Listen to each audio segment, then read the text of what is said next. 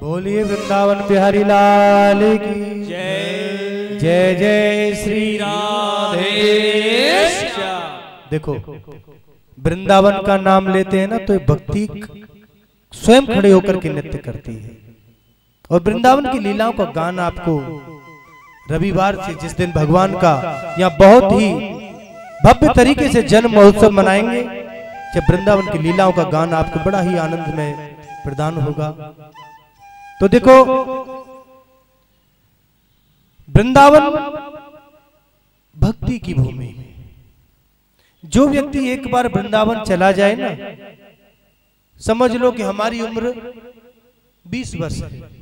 अगर हमने 19 वर्ष तक जितने पाप हमसे जाने अनजाने में हो गए और एक बार अगर हम वृंदावन की भूमि में चले गए ना, तो हमारे 19 साल के पाप नष्ट हो जाते हैं।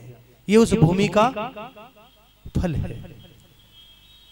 आइए तो यहां उत्तरा के गर्भ में जो ब्रह्मास्त्र से भगवान ने उस गर्भ शिशु की रक्षा की, तो कुंती आती है और कुंती कहती है कि हे गोपाल, आज आपने पांडवों के वंश की रक्षा कर दी। अगर आप नहीं होते तो आज इस वंश का नामो निशान मिट जाता। आज मेरे गोविंद ने कहा कि नहीं, ऐसा मैंने क्या किया बुआ, और मेरे गोपाल पांडवों को महाभारत में विजय दिलाकर और अपने द्वारका को जाने लगे। तो जब भगवान के जाने की बात आई तो सभी पांडव पांचों भाई बड़े ही दुखी हुए कि अभी और रुको ना गोपाल, कुछ समय के लिए और रुक जाओ, कि हम तुम्हारे बगैर कैसे रहे। भगवान बोले कि नहीं, अब मुझे द्वारका जाना पड़ेगा। और भगवान जाने लगे तो उन्होंने कहा, कुंती ने कि हे प्रभु, आप तो भगवान हो, आप कोई साक्षात नहीं हो, आप स्वयं भगवान हो कृष्ण। भगवान कृष्ण बोले कि नहीं बुआ, मैं कोई भगवान नहीं हूं। यदि आपने मुझे भगवान मान ही लिया है तो मेरा मन करता है कि मैं आपको कुछ वरदान दूं, तो कुछ मांगो ना मुझसे। तो मन की सबसे बड़ी युधिष्ठिर है, आप कुछ मांगो। तो कुल मिला के भगवान ने उन पांचों भाइयों को उनकी इच्छा अनुसार कुछ ना कुछ दिया। अंत में कुंती से कहा कि आप भी मांगो ना कुछ बुआ। कुंती ने कहा कि हे गोविंद, मुझे आपसे कुछ नहीं चाहिए। अगर आप देना ही चाहते हैं तो मुझे बस एक चीज दे दो कि विपत हसन्तु न शाश्वतत्र तत्र जगद्गुरु भवतो दर्शनम यत्स्याद् पुनर्भव दर्शनम। अगर देना ही चाहते हो ना गोविंद, तो मुझे विपत्ति दे दो, मुझे वो दुख दे दो मेरे गोपाल जो संसार में किसी के पास ना हो, वो कष्ट मुझे दे दो। भगवान कहते हैं कि मां बुआ, पूरा जीवन तो तुमने अपना कष्टों में निकाल दिया, और अब अगर मैंने आपसे मांगने को कहा तो वो भी आप मुझसे कष्ट मांगती हो। देखो, आप सभी बंधुओं को मैं प्रार्थना करना चाहूंगा कि भगवान से कभी कुछ मांगो मत। बिना मांगे वो इतना दे देता है।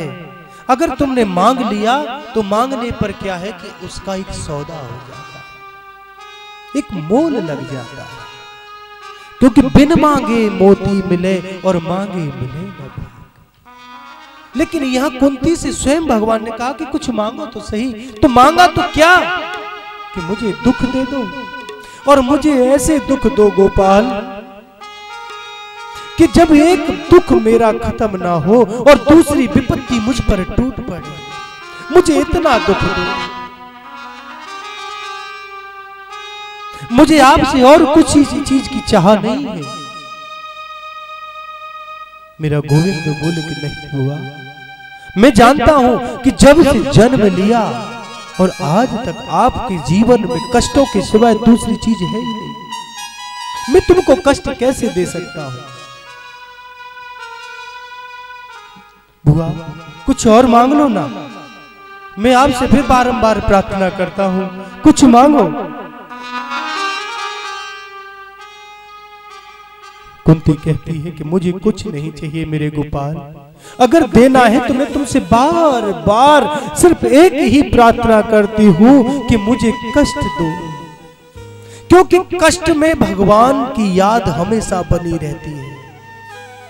अगर मेरे पास कुछ धन हो जाए, थोड़ा बहुत धन, तो मैं क्या करूंगा, भगवान को भूल जाते हैं लोग। इसलिए मुझे धन नहीं चाहिए, मुझे विपत्ति दो।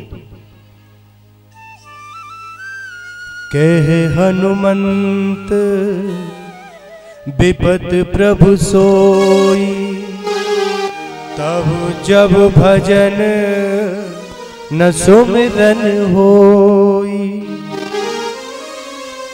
भागवत में लिखा है कि भगवान के चिंतन के बिना यदि एक मिनट भी हमारा निकल जाए तो समझ लेना वो सबसे बड़ी विपत्ति का समय है। सुख क्या है और दुख क्या है? सुख और दुख हमारे मन की कल्पना है। बस दुख समझो कि अगर जिस समय जिस पल हमने गोविंद को स्मरण नहीं किया, वही पल सबसे दुख का पल है। और जब गोविंद की स्थिति बन हमने याद की नाम अपनी हर स्थिति में, वो सबसे बड़ा सुख है। देखो मैं तुमको अब दुख नहीं दे सकता। एक बात बताओ, वो सब लोग जो माला करते हैं संसार में, सब कहते हैं ना कि मेरी पत्नी, मेरा पुत्र, मेरा मकान, सब कुछ मेरा। तो जब वो माला लेके बैठते हैं तो उस माला में कहते हैं कि मेरी पत्नी, मेरी पत्नी, मेरा पुत्र। कभी भजन करता है कोई? क्यों? जब मेरा पुत्र है तो मैं पुत्र का भजन करूं। अब जब मेरी पत्नी है तो मैं पत्नी का भजन करूं। लेकिन माला लेते हैं तो भगवान का नाम स्मरण करते हैं, लेकिन ध्यान पत्नी पर, पुत्र पर, परिवार पर रहता है।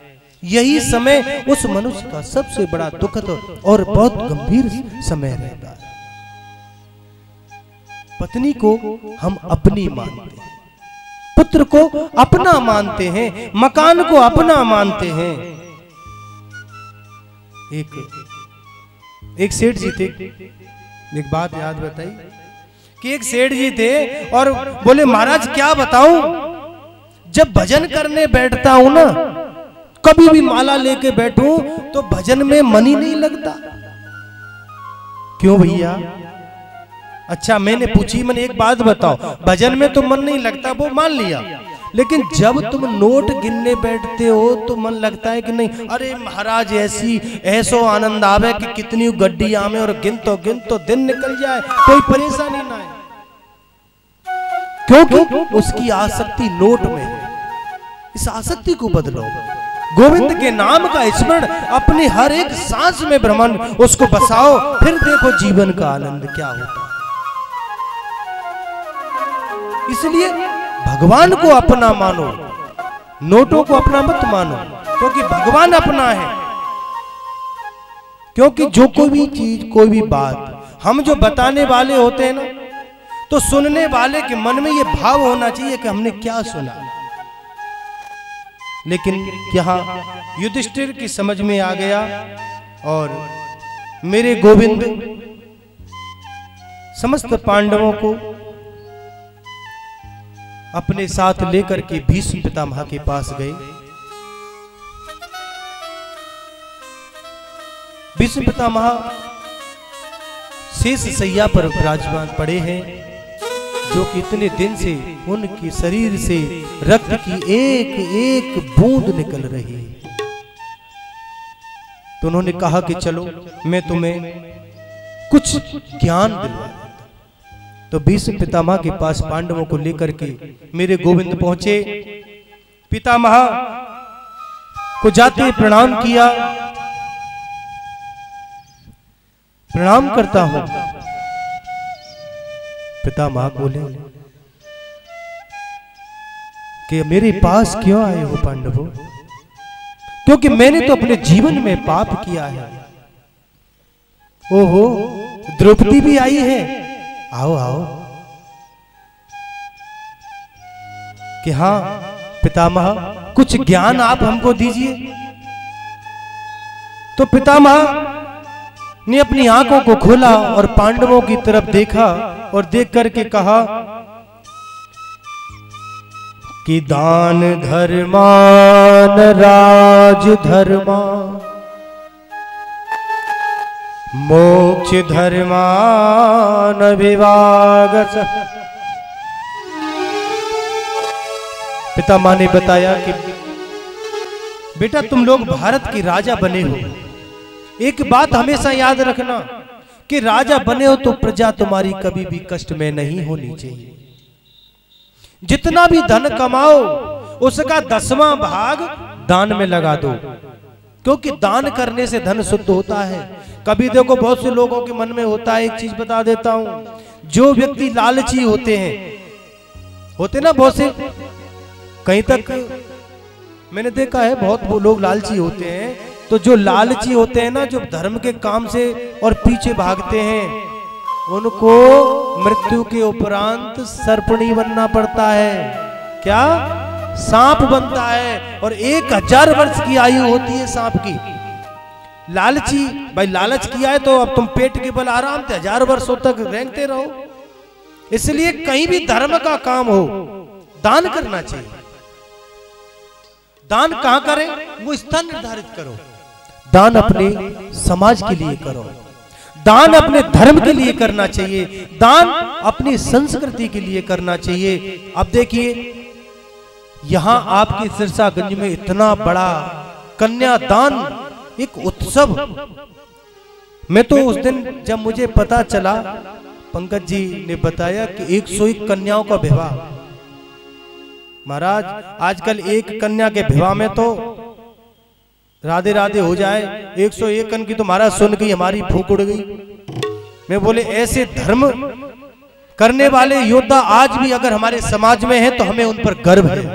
और उसके साथ मैं ये कहता हूं कि हम सबको भी जो भी यथाशक्ति है, ये नहीं कि हम धन का ही दान करें, तन से भी दान होता है, मन से भी दान होता है, श्रम दान भी होता है। अरे भाई जब तुम कुछ ना कर सको तो भंडारे में आए के पत्तल ही उठाइयो। आपको पता है पत्तल मेरे कन्हैया ने यज्ञ में उठाई थी, और जो पत्तल उठाता है ना वो उस कन्हैया को सबसे प्रिय होता है भंडारे में। उनको कौन कौन से लोग प्रिय होते हैं बताऊं? देखो भगवान की कथा चल रही हो, जो बामे नृत्य करे वो मेरे ठाकुर जी को सबसे प्यारो लगे, पहला। दूसरा, जो कथा बड़े भाव से सुनता है वो मेरे ठाकुर जी को प्यारो लगे। और तीसरा, जो धर्म के कामों में समय हमेशा आगे रहता है वो मेरे कन्हैया को बहुत ही प्रिय लगता है। तो क्यों ना हम हर चीज में आगे रहा करें। अरे जब भजन कीर्तन हो तो एक बात बताऊं, मैं बहुत बढ़िया नाचूं, पर मेरी मर्यादा है व्यासपीठ की। अगर मौका मिलो तो तुम्हें 10 तारीख को दिखाए के जाऊंगा ब्रजवासी के ठुमका कैसे होए, लेकिन अभी तो मैं कुछ बंधा हुआ हूं। इसलिए कहता हूं कि जब आनंद हो, कथा कीर्तन हो, तो ऐसे भाव विभोर हो जाओ कि जीवन में सिर्फ मैं और मेरा कन्हैया। हमें संसार को नहीं दिखाना है, हमें संसार के सामने नृत्य नहीं करना है, हम अपने कन्हैया के लिए नाच रहे हैं, हम अपने गोविंद को प्रसन्न करने के लिए नृत्य कर रहे हैं। ये भाव उत्पन्न मन में होना चाहिए। आज मेरे गोविंद लेकर के जब वहां आए, भीष्म पितामह ज्ञान दे रहे हैं और कहा कि जो भी कमाओ 10वां हिस्सा दान करो। तन पवित्र सेवा किए, धन पवित्र कर दान, मन पवित्र हरि भजन सो होत त्रिविध कल्याण। अरे शरीर पवित्र होता है सेवा करने से, और मन पवित्र होता है भजन करने से। तो जितना हो सके भगवान का भजन करो। और देखो दूसरी बात तुमको ये कहना चाहता हूं, तुम राजा हो, अगर राजा होते हुए तुम्हारी प्रजा में कोई व्यक्ति दुखी है तो तुम राजा कहलाने की योग्य नहीं हो। ये सब ज्ञान जब भीष्म पितामह दे रहे थे, उस समय उनके मध्य में खड़ी द्रौपदी मुस्कुरा गई। ध्यान से सुनना, जब द्रौपदी मुस्कुराई तो भीष्म पितामह ने कहा, और भीष्म पितामह जिसका दसम भागवत में नाम आता है, उनके सामने मुस्कुराना कोई हंसी खेल? माने द्रौपदी क्यों मुस्कुराई कि नहीं पितामह, अपराध हो गया, क्षमा करो मुझे? नहीं, अगर तुम और मुस्कुराई हो तो कोई ना कोई कारण अवश्य है। क्योंकि जब कोई स्त्री मुस्कुराए, कोई माता बहन मुस्कुराए, तो समझ लेना कोई ना कोई कारण अवश्य है। तुम मुस्कुराई हो, बताओ कि नहीं पितामह। लेकिन जब भीष्म पितामह ने कहा कि नहीं, मुझे बताओ मुस्कुराने का कारण क्या है, कि उन्होंने कहा द्रौपदी ने कि क्षमा करना पितामह, आज धर्म की बात करते हो। जिस समय सभा में मेरा चीर हरण हो रहा था, दुष्ट दुशासन मेरी चीर को हरण कर रहा था, उस समय आपका ये ज्ञान कहां गया था? उस समय आपके ये उपदेश कहां गए थे, जो आज आप इस सैया पर पड़े पड़े उपदेश कर रहे हैं? तो मुझे इसलिए हंसी आ गई, मैं क्षमा चाहती हूं कि नहीं द्रौपदी, तुम्हारा हंसना व्यर्थ नहीं है। आज वही पाप, वही जो दिन मैंने देखा, उसके कारण आज मैं 54 दिन से इस सैया पर पड़ा हूं। क्योंकि मन जैसा खाएंगे अन्न, वैसा होगा मन। मैंने उस दुर्योधन का दूषित अन्न ग्रहण किया, इसलिए मेरी बुद्धि विकृत हो गई, इसलिए ये सारे पाप मैं कर गया। इसलिए मैं आपसे क्षमा चाहता हूं द्रौपदी, मैं कुछ नहीं कह सकता। आज जो भी मेरे शरीर से रक्त की एक एक बूंद जो गिर रही है ना, क्योंकि मुझे इच्छा मृत्यु का वरदान है। मैं चाहता तो अपने प्राणों को कब का त्याग देता, लेकिन मैंने इस शरीर को इसीलिए कष्ट दिया कि इस शरीर के द्वारा इतने पाप सामने हो गए। मैं आपसे क्षमा चाहता हूं। द्रौपदी ने चरण पकड़ के कहा कि बाबा, मेरा मतलब आपके मन को कष्ट देने का नहीं था, मैं आपको कष्ट देना नहीं चाहती थी, लेकिन मुझसे रहा नहीं गया।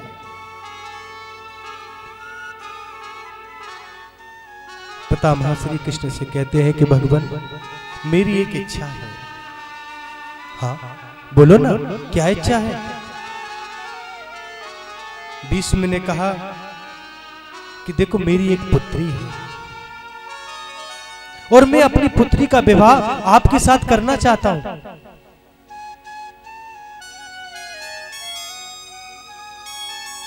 पांडव एकदम चौंक गए कि पितामह तो बाल ब्रह्मचारी हैं, पुत्री कहां से आ गई? देखिए, हर एक मनुष्य की एक पुत्री होती है, चाहे जिसका विवाह हुआ हो या ना हुआ हो, लेकिन पुत्री सबकी होती है। और वो पुत्री कौन है? बुद्धि। बुद्धि मेरी पुत्री है और मैं अपनी बुद्धि का विवाह आपसे करना चाहता हूं। भगवान बोले,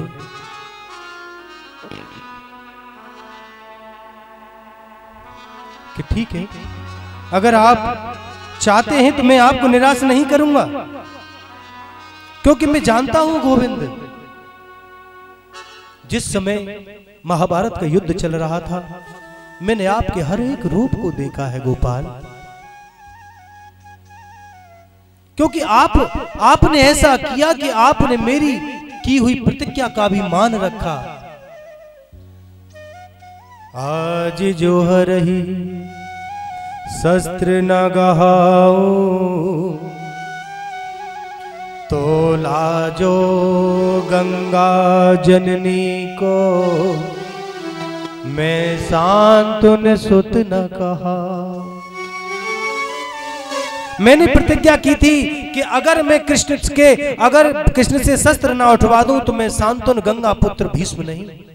लेकिन आपने मेरी प्रतिज्ञा का मान रखने के लिए अपनी प्रतिज्ञा को तोड़ दिया था। मेरे गोविंद, मुझे पता है कि आप अपने भक्तों को कभी निराश नहीं करते।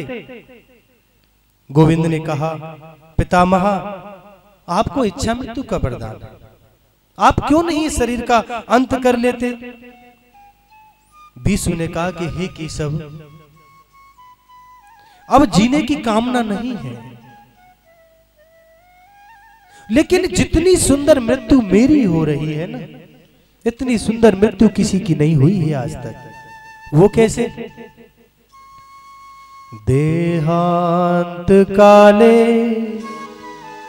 तुम सामने हो, मुरली बजाते मन को लुभाते,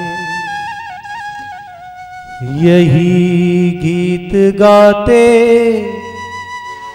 तन नाथ त्यागो, गोविंद दामो दर माधवेती। बड़ी बड़ी मालाएं जपते हैं, भगवान को सुनते हैं, हमारे मुंह से राम राम निकले, लेकिन अंत समय अगर जिसकी मृत्यु हो रही हो और अंत समय उसकी मुख से राम नाम निकल जाए तो समझ लेना उसका मोक्ष तो उस एक नाम से हो जाता है। लेकिन अब देखो, मुझे एक बात याद है, मृत्यु। एक व्यक्ति थे, उनके 4 बेटा थे, ध्यान से सुनना, और चारों ही व्यक्ति बेटा उसकी सेवा किया करते थे। क्यों? क्योंकि उसके पास धन था, लेकिन वो व्यक्ति बड़ा ही लोभी था, इतना लोभी कि कोई एक पैसा खर्च नहीं कर। अब उसने धीरे धीरे समय व्यतीत होता गया, उसने क्या किया कि भाई अब ये धन दौलत जमीन जायदाद है, ये सारा मैं आप लोगों में हिस्सा कर देता हूं, क्योंकि मेरा भरोसा नहीं है। तो उसने अपनी संपत्ति को 4 हिस्सों में बांट के और चारों पुत्रों को दे दिया। अब धीरे धीरे धीरे समय निकलता गया, जब अधिक वृद्धावस्था आ गई और 4 पाई पे वो महाराज आ चुके। अब चारों बेटा तो चामे की सेवा करें, लेकिन महाराज बेकारे मूडबारी हो ना, बेसेवा ना करन दे घर में। अब जो एक बहु सेवा करे तो दूसरी कहे कि बूचो नहीं कर रही, हमारे हिस्सा में आएगा क्या जी? चलो ठीक है, आज हम ये कर रहे हैं, तुम देखो 4 दिन पीछे बाको समय आवेगा। अब ऐसे करते करते वो बेचारो डोकरा परेशान है गो कि अब्बा को कोई रोटी नहीं, अरे बहू आमे भी और गाड़ी दे में यही दिन भर खकार और बिन्ने डाल तो रहे मरे उनाए। अब उसका एक मित्र आया, उसने कहा कि देख भैया, अभी जब तक तेरी सांस चल रही है ना, जब तक तो ये सब कष्ट झेलने पड़ेंगे। तो मान कि तू एक काम कर, मैंने कहा कि तू अपने पुत्र से कह कि तेरो एक बक्सा मेरे घर पे रखो और बाय तू मंगवा लो, फिर देख तू।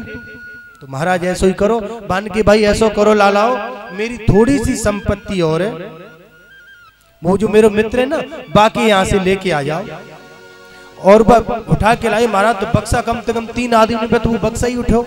अब सबरे छोरन के दिमाग चकराए गए, पतो ना जाने कितनों धनु को यामे। अब तो महाराज बूढ़े पे 15 दिन पीछे और ताप दे दी मूछन में, बढ़िया भोजन मिले, रोज हलवा मिले सवेरे सवेरे। महाराज मृत्यु उनसे छुटकारो मिले गो। अब एक दिन आप धीरे धीरे भाई ठोकर लगी बुढ़ापे में और महाराज फिर 4 पाई पकड़ ली। अब तो महाराज बाकी चारों बहु सेवा करें बड़ी बढ़िया तरीका। पिताजी चिंता मत करियो, मैं हूं। अब वो तो पतो है कि तू हते काय को हते, वो तो हमू पता तू काय को हते, लेकिन सेवा ऐसी भाई महाराज बढ़िया। और लास्ट समय में जब बाकी प्राण निकरवे वारे तो बाने इशारो करो कि भाई या बकसिया के तारिये तोड़ लो भैया। अब हम तारो तोड़ तो महाराज बाम में ऐसे ऐसे भूटा निकले बड़ी बड़ी 5-7। तो देख कहीं भाई कि बहू और छोरा मूड पे हाथ दे के रूम में, अरे बाप ते नहीं कहा करो हम ते बोला तुम मेरी वैसे सेवा नहीं करते। तो ये संसार बड़ा लोभी है महाराज। कहने का तात्पर्य क्या है कि हर एक स्वार्थहीन करें सब प्रीति। स्वार्थ है तो तुम्हारे पास है, इसलिए कोई अपना नहीं है संसार में। तो संसार में अगर राम नाम ही प्यारा है, अंत समय मुख से निकल जाए, समझो कि मृत्यु में हमारा उद्धार हो गया। लेकिन हम जीवन तो निकाल देते हैं अपने लड़ाई झगड़े में, लेकिन राम के नाम को लेने में पता नहीं हम पर कौन सी समस्या आ जाए। भीष्म पितामह बोले कि बड़ा भाग्यशाली हूं प्रभु में, जो कि मेरी मृत्यु के समय आप मेरे समक्ष हैं। अब भीष्म पिता ने अपने प्राणों को त्याग दिया, उनके शरीर का अंतिम संस्कार किया और भगवान मेरे गोविंद द्वारकापुरी को चले गए। जब वो द्वारकापुरी में प्रवेश कर देते हैं तो अभिवादनशीलस्य नित्यं वृद्धोपसेविनः चत्वारि तस्या वर्धन्ते आयुर्विद्या यशो बलम्। मेरे गोविंद द्वारकापुरी पहुंचे। उनके आगमन की खुशी में समस्त द्वारकापुरी में बड़ा ही आनंद उत्सव हुआ। और मेरे गोविंद जैसे ही वहां पहुंचे तो उन्होंने अपने माता पिता के चरणों में सिर को रख करके प्रणाम किया। देखिए आज का समाज, मैंने देखा है इस चीजों को। मैं कई शहरों में जाता हूं और वहां के कल्चर मुझे देखने को मिलते हैं, और मैं उन जहां का मैं कुछ देखता हूं तो उसको मैं प्रैक्टिकली कहीं, जब मुझे ठाकुर जी मौका देते हैं कथा करने का, तो मैं उसको हमेशा सबके सामने रखता हूं कि गोविंद अपने माता पिता को अपना सिर झुका करके प्रणाम करते हैं। लेकिन आज का समय कैसा है, आजकल बच्चे अपने माँ से कहते हैं मोम। बताओ ये मोम क्या बीमारी है? पिता को कहते हैं डैड, मतलब जिंदोई सिरादे। ये हमारा संस्कार है। हमको अपने संस्कारों में थोड़ा बदलाव लाना है।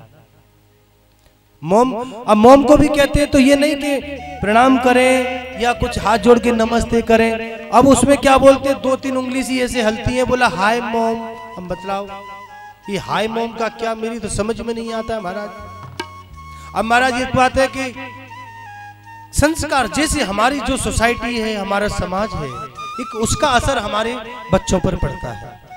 तो सबसे ज्यादा शत्रु तो मैं उन माँ बाप को समझता हूं जो अपने बच्चों को अच्छे संस्कार नहीं दे सकते।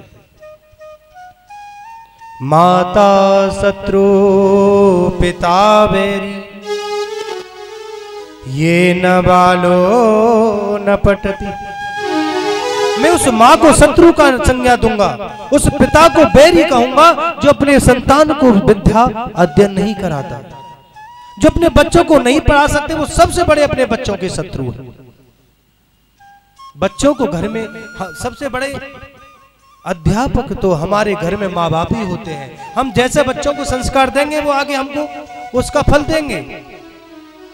अब देखते हैं कि अगर हम सपोज घर में एक माँ बाप हैं और वो हमारे बुजुर्गों को कष्ट देते हैं, तो क्या वो उन बच्चों से हम अपनी सेवा की कल्पना कर सकते हैं? कभी नहीं। सेवा मिल ही नहीं सकती। सेवा चाहते हो तो कहते हैं कि संतान से सेवा चाहो तो संतान बन सेवा करो, पत्थर दिल बन माँ बाप का दिल कुचलना नहीं। भूलो सभी को मगर माँ बाप को भूलो नहीं। अगर जिसको भूलना चाहो तो भूल जाओ, क्योंकि संसार में 3 चीजें एक बार मिलती है बंधुओं, माँ बाप और जवानी। अगर जिसने जवानी में बचपन में भजन नहीं किया, बुढ़ापे में कर ही नहीं सकता। गारंटी लिख के ले लो आज। कितना भी कोशिश कर लेना, भजन नहीं हो सकता वृद्धावस्था में। फिर तो बस कहते ना कि समस्याओं में जीवन निकलता जाएगा। इसलिए थोड़ा थोड़ा भजन अगर हम बचपन से अपने संस्कार बच्चों में डालें तो वो संस्कार हमको ब्याज सहित मिलते हैं, ब्याज सहित रिटर्न मिलते हैं। लेकिन संस्कार हम दें तो सही। इसमें माँ बाप ही सबसे बड़े जिम्मेदार होते हैं। मेरे गुरुदेव कहा करते हैं कि देखिए वास्तव में बड़े वो होते हैं जो विनम्र होते हैं। बड़ा किसे कहते हैं कि अगर आज किसी के पास 1 करोड़ रुपया हो गया तुम बड़ा हो गया? नहीं। अगर किसी ने अच्छे वस्त्र पहन लिए तो क्या वो बड़ा हो गया? बिल्कुल नहीं। बड़ा कौन है? जिसके अंदर विनम्रता है, जिसके अंदर प्रेम है, जिसके अंदर शांति है, वो सबसे बड़ा है। जिसके अंदर अतिथि सत्कार करने की भावना है। अब तुम्हारे यहाँ कोई अतिथि आए, महाराज 2 दिन रुक जाए, 30 दिन तो भरकुटी चढ़ जाएंगी, पता ना कब जाएगा। भाव उत्पन्न हो जाता है। तो हमको भाव को भाव बनाए रख।